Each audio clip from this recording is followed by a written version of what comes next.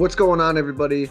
Welcome to another episode of the Fixed Fights podcast. It is Best Bets. UFC 261 is tomorrow night, headlined by 3 title fights. As always, I'm Kurt. I'm joined by Ben. I'm joined by Bob. Gentlemen, how are you? Good. I'm pretty pumped, man. Friday, 3 championship fights tomorrow. I'm in a good mood. Yeah, same. I think there's some money to be made this weekend, by the way, big time. Oh, absolutely. I think so too, and I hope we can make you all some money. Start at the top. Rematch between Jorge Masvidal and Kamaru Usman.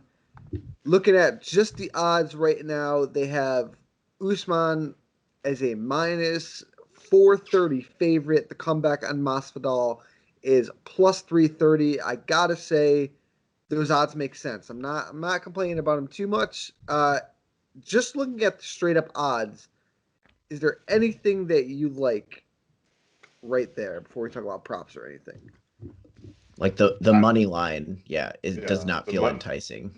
No, because it's like Kamaru is going to fight how he should. He's one of the best people to stick with a game plan throughout. So, but still, 4-4. It's when you get into the dangerous territory of like, there's absolutely no way he can lose. But then, like Masvidal does have finishing ability, even though I'm pretty sure Usman would be able to handle pretty much anything he could throw if he could, because his recoverability is like instantaneous. But yeah, minus 440 is steep for just about anybody.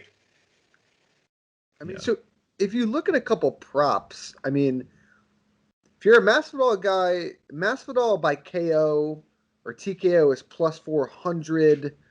Masvidal in the first, second, or third round, where you figure he would get the fight finished, is ranging from plus 900 all the way to plus 2200 in the third round.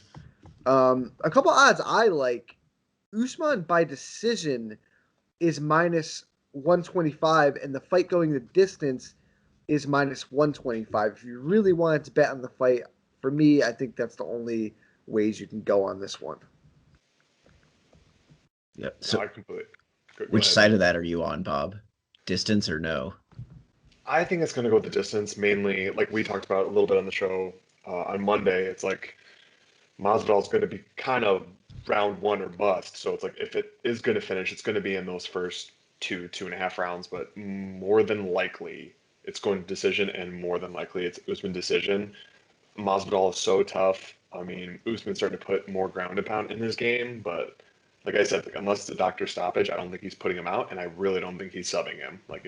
Masvidal's been able to fight off a ridiculous amount of submissions from much higher level grapplers than Usman. So, yeah, Usman decision minus 125. If you're going to bet him, that's good value right there. Yeah, I mean, that's really the only way. Maybe you could throw Usman as a parlay piece somewhere. He's one of the more safe ones because Yeah. the fact that he fights to a game plan, it isn't just better than the guy in a lot of places. Like, he fights to his strengths always. So pretty safe in that regard. And at the end of the day in this fight, I think the narrative is if Masvidal doesn't get after it, throw his hands, it's going to look a lot like the second fight. And yeah, it's I think Usman is a pretty safe bet as a parlay piece, or again, if you like those odds on a decision, minus 125 is actually pretty good. If we move on to the co-main event, a lot of different ways you can go with this one. We talked about it on the show this week. This is I think it's the best fight of the weekend. It's got that random juice that was injected into it last week. The odds currently have Weili Zhang as a minus 210 favorite. The comeback on Rose Namajunas plus 170. I think that's pretty damn fair as well. I'll give it a fair. I do think it's going to be closer than most people are thinking. I've seen a lot of Zhang's going to steamroll, which I don't necessarily see happening. It could be very, very. I think the top tier of this weight class just leads itself to super close decision fights. Like, they're all fantastic strikers with a little bit of an edge, and I like how Rose can use her jab to disrupt Zhang coming in.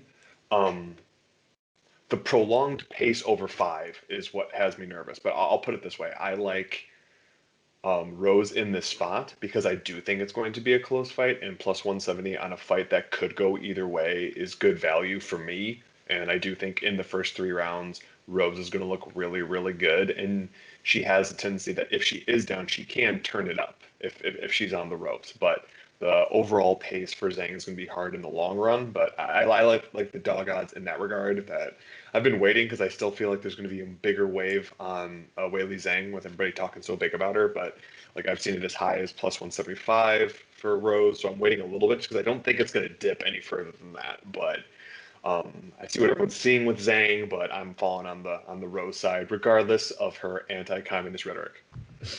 Man, I'm straight up on Rose here, like as a pick.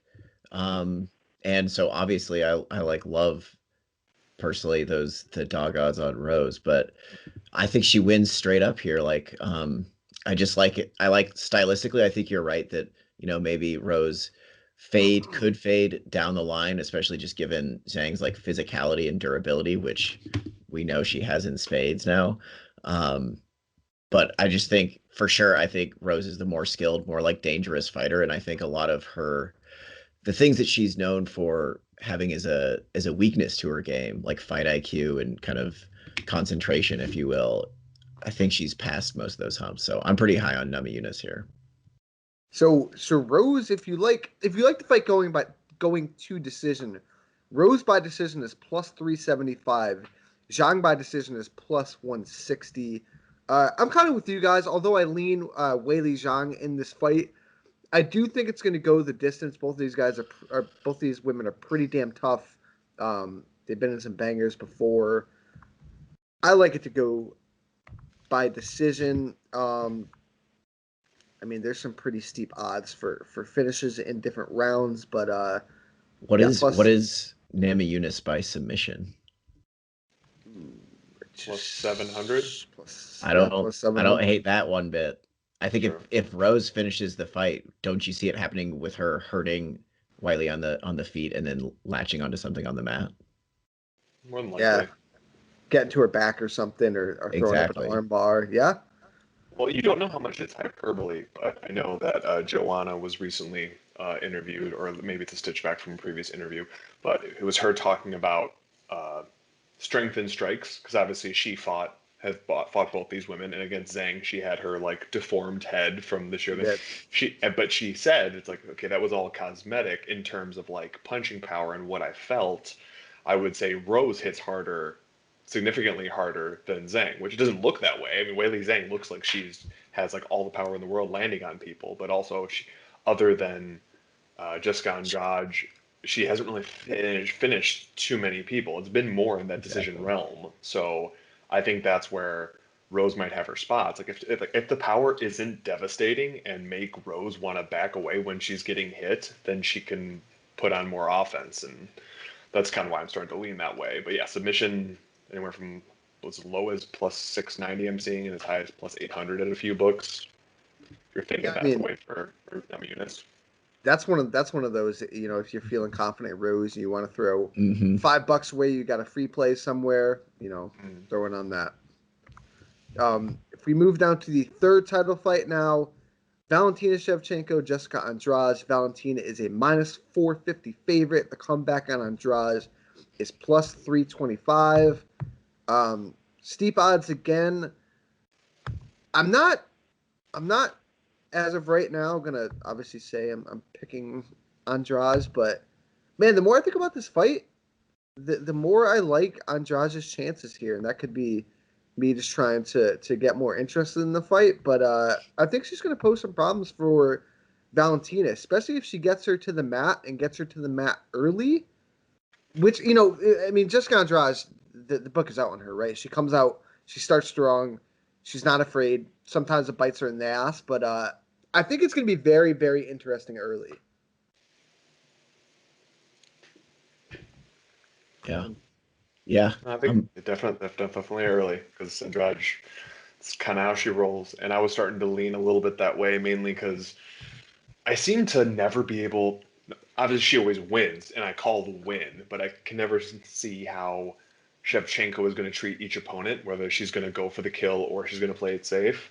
I mean, granted, against Maya, that was also a little bit different because that was after her injury and surgery layoff. So like that had some thoughts behind it. But one thing, I'm not taking credit for this next take. I'm completely stealing it from two people, but I'm going to give them full credit. So that's okay. I've been leaning more towards Andrade for the most part, just because she can make it close. But one thing I never really put two and two together. This was a tendency I didn't see. But shout out to Dan Tom on Twitter, and then Kaposo for sharing it, Rebecca Hickman for doing the clips of it. But Jessica Andrade, with the way that she does her head movement, it's very similar to how Ai moves towards the strikes, which leaves her open for that high kick. Mhm. And if that lands enough times, especially on a tired Andrade, that could put her down. I mean, granted, you're only getting plus 180 for a KO for Shevchenko because they think that she's going to somehow like do death touch 2.5 rounds in. But I'm kind of surprised at those odds.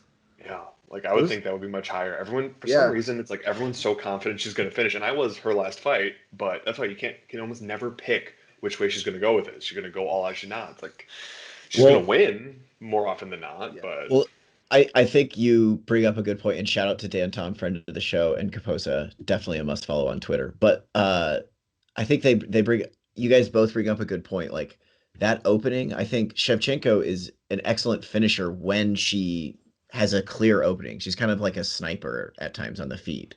So that's why you have that Jessica Ai like head kick knockout, but you also have the Liz Carmouche fight in the same like those might have even back to back, if I recall. Um, so I think Shevchenko is always like if you give her the opening, she is excellent at taking it. So in the context of this fight, like finding that head kick, I think, she could finish the fight. Yes. Like like it seems likely to me at least. Yeah, Or not I don't want to say likely, but what were the odds for Shevchenko inside the distance? it is plus 210. At least my odds I'm looking at my bookie. I mean, They're at and this plus is 210. only Andrade's second fight at 125 after what, like 3-4 years at 115. Yes. I You know mean, what? Shevchenko by decision is plus 500. We were talking about Rose what? snatching up a submission. that's I could see Valentina possibly hurting Andrade late when Andrade is tired and snatching up a submission, or Andrade Yeah. gets some takedown and leaves herself open for a triangle or something.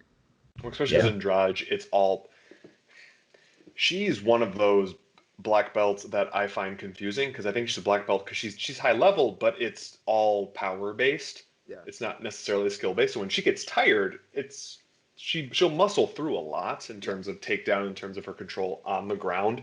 So it's like if she does a ton of that, because obviously Shevchenko is willing to concede to going to bottom if she knows she can tire out her opponent. So imagine Andrade coming across them, striking a little bit on the feet, Andrade slamming her in the first round, and then just going for broke over the course of the first like 7 minutes, and then she's completely out of it Yeah. with no legs underneath her, and then that would be perfect time for Shevchenko to carry on late, and then when Andrade goes for an ill-advised takedown, then there's plenty of scramble ability there for Shevchenko to get to the back. Because I don't think she is good at is getting to the back, just like against Juliana Pena. Yeah.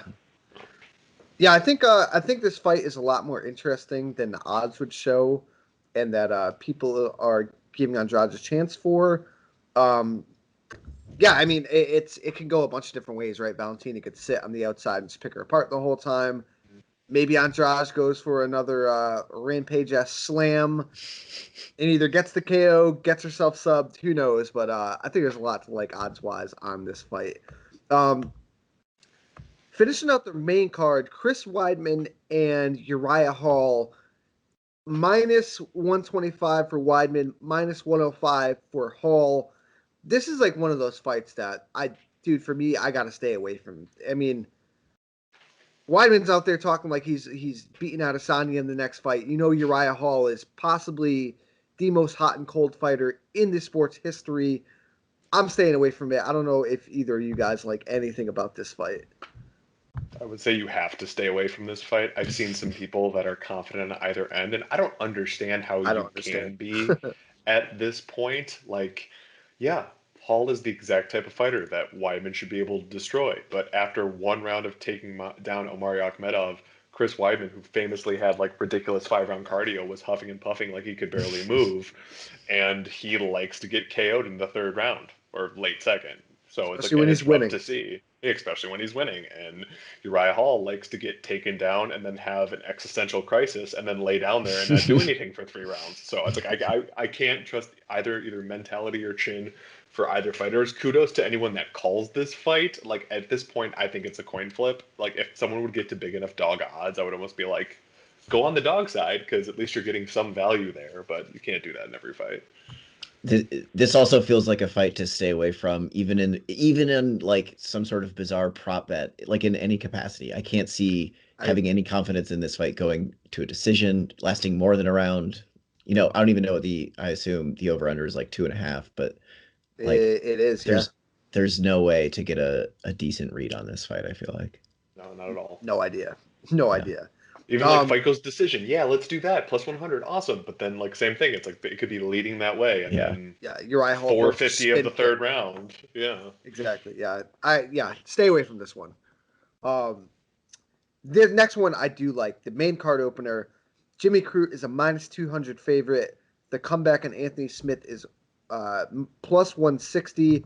I like Crute at plus -200, and I like Crute as a parlay piece. I just think that I'm not going to say like Anthony Smith is on the full decline, but this just feels like a fight that Jimmy Crute should win. Yeah, I'm with you on that one. Was a little bit hesitant for a little bit because it's like, what, this is like an aging vet who could do vet things against a young up-and-comer, which is still true, but I mean, it's a 3-round fight, so you don't necessarily have to worry that much about Crute gassing, and he's just going to be the bigger, more physical fighter with more finishing ability, and Anthony Smith has just taken so much damage over time. So I went from liking Crute but not liking the amount of money to more on your side, where I think he actually is a very good parlay piece if you're looking for one. Like he's one of the more safe parlay pieces. Obviously, it's betting, so things can happen, but I could really see him putting a serious beating on Anthony Smith, like in a major way. I think Anthony Smith has been able to beat guys by being faster than them up at 205 and having some of that veteran savvy and somewhat crafty of a ground game, depending what he does. But I mean, he got like his last few fights have not had me very impressed with what he's got going on, and I do think Crute is on his way up to the division. And he still has 3 more years to probably develop. Dude, Jimmy Crute is like the ultimate hoss, and he's already. You bring up a good point. Anthony Smith. I feel like he splits wood for fun. Oh yeah, like with his hands or something, just ripped it apart. But like you bring up a good point that Anthony Smith does have a crafty ground game, like when he wants to, but I feel like Jimmy Crute has already taken that like surprise prospect submission loss already in his career. Like he's lived that experience. He's going to be sharper on the ground, and I think he like puts a beating on Smith here. Plus, Anthony Smith is still a big name, right? It's a big opportunity for Jimmy Crute. Yeah, he did fight for a title not all that long ago. We all love Jimmy Crute here. If we're looking at the undercard, anybody else that you like on the undercard, odds, parlay pieces, dogs, give it to us. I loved Brendan Allen, and I actually did bet him, but I bet him when he was at -130. Now he's getting to the -160, -155. Like he is going up, so he's starting to become a more popular play. I just think as much as you're going to have to be a little bit scared in that first round of Carl Roberson landing something, it's like the blueprint is there for him just to take him down and get a second or third round submission over Carl Robertson, which I think he could really pull off. He's strong enough to do so. I'm starting, especially because the odds are getting better at it and like at the original odds, and I'm really starting to like Randy Brown against Alex Oliveira. I mean, that's a favorite, but he was up as high, I think, -170 at one point, and now he's down to -150, depending on your book, sometimes even lower.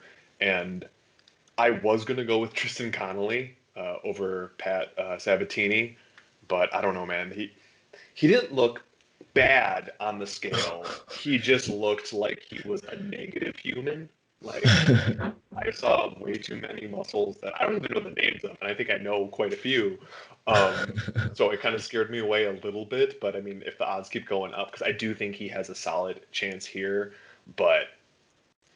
and I know he used to fight at 45. I mean, 6 years ago, but I know he used to fight at 45 and he came in on late notice and that's why he was at 170. But I mean, he's a smart fighter and he can stick with a game plan. And I love those kind of fighters. So I want to bet him. But yeah, I saw those pictures and I'm a little, I want to actually, I'm going to watch the weigh-ins. I haven't watched them yet. I just saw the pictures of everybody on the scale. And I usually watch it if there's a situation like this where you got the guy where like, ooh, he looked really, really good. Let me just double check. Or he looked really, really bad. Let me double check. Like he looks super sunk in. But if he's walking up confidently on the scale, he's not shaky. He's not slow. It's like I might end up with something on him.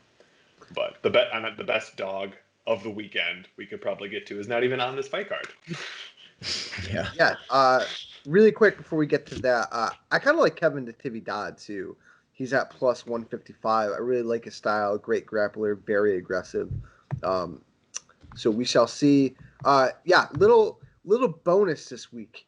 PFL actually happens tonight, so you should be able to listen to this before the fights tonight. But we were talking about this before the show. There's a lot of steep odds on this PFL card tonight. PFL makes its return. You start at the top. Anthony Pettis is anywhere from a minus 450 favorite all the way to like a minus 600 favorite against Clay Collard. And those odds just seem extremely blown out of proportion. Yeah, very wide. Well, the biggest thing is the couple reasons for these odds.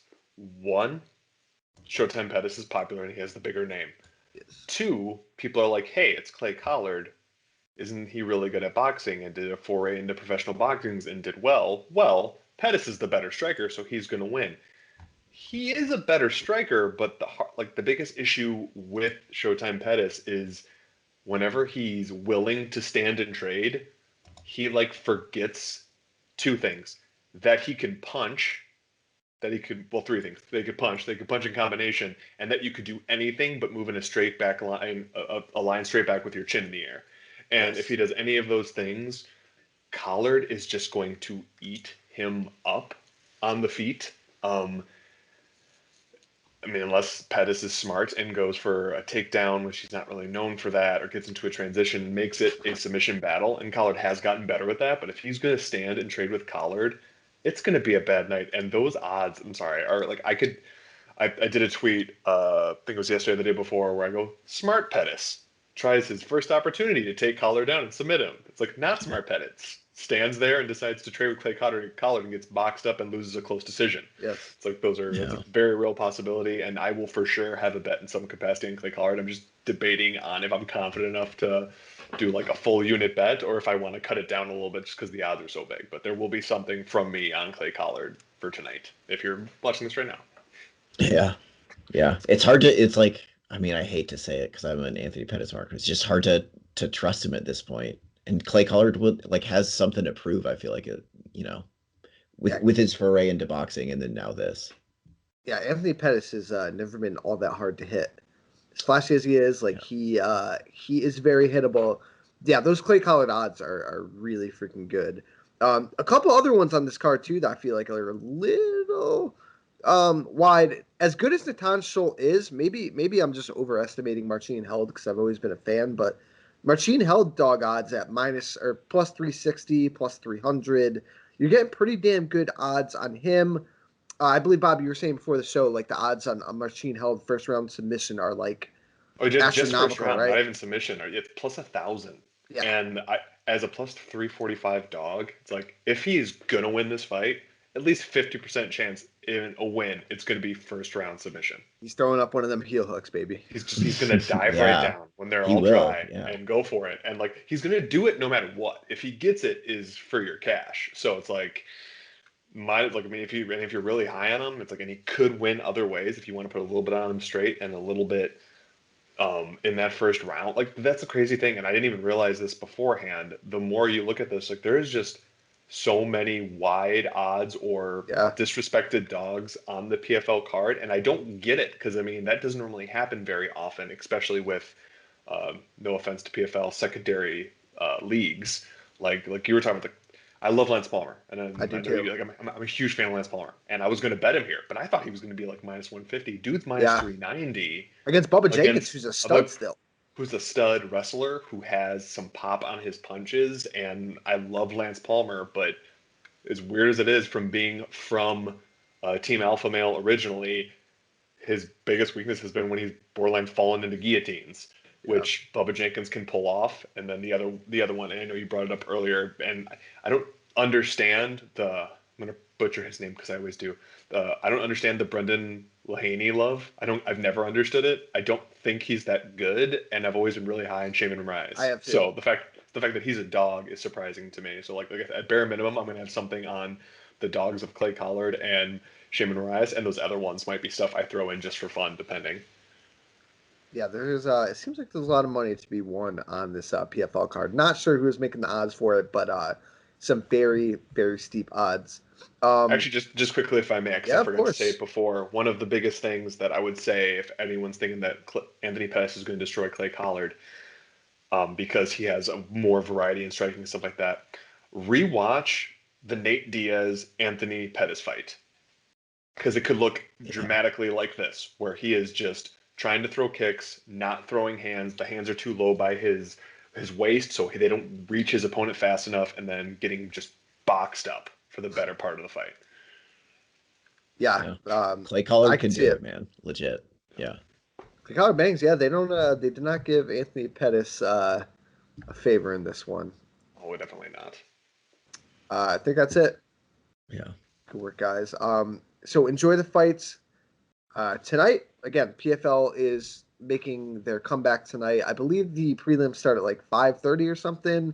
Main card starts at 9 on ESPN2, and then it all leads into the big one tomorrow night, UFC 261. Win some money with us. We appreciate you guys listening. Hit that subscribe button. Follow us everywhere we are: SoundCloud, Spotify, iTunes. We're all over. Talk to y'all soon.